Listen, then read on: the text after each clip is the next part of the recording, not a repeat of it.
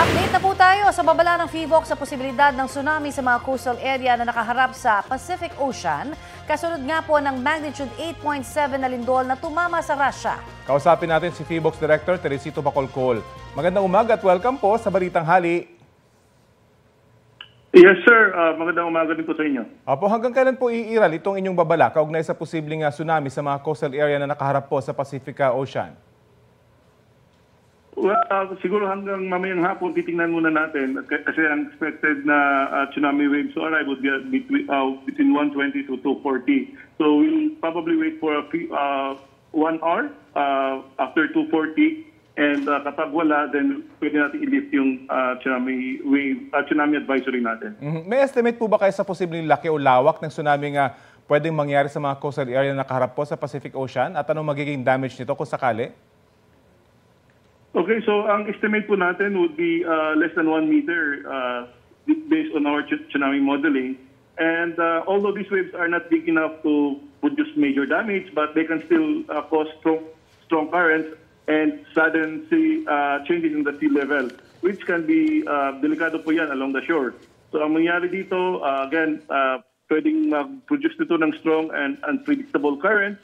Pwede rin mahila yung mga barko from their kung saan sila nakadock or even drag people standing too close to the water. So that's the reason why advice muna natin is to stay away from the beach and low-lying coastal areas for now. Ang inaalala po natin, syempre yung mga sasakyang pandagat na nakapalaot na o naglalayag na sa mga oras na ito sa bahagi po ng Pacific Ocean. Baka may mga abiso na po kayo.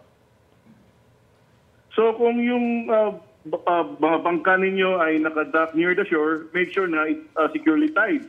Pero kung you're already out at sea in deep water, it's safer to stay out there until things have settled down. So the danger is mostly near the coastline. I see.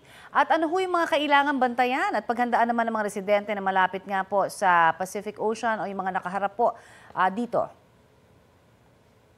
Okay, so bantayan nila kapag, again, there is a sudden drop of sea level.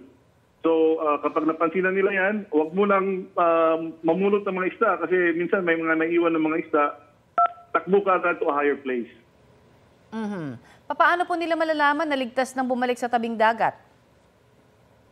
Okay, mag-issue po tayo ng advisory saying na pwede nang bumalik sa normal. Okay. Marami pong salamat sa inyo pong abiso na yan sa amin, PHIVOLCS Director Teresito Bacolcol. Maraming salamat din po.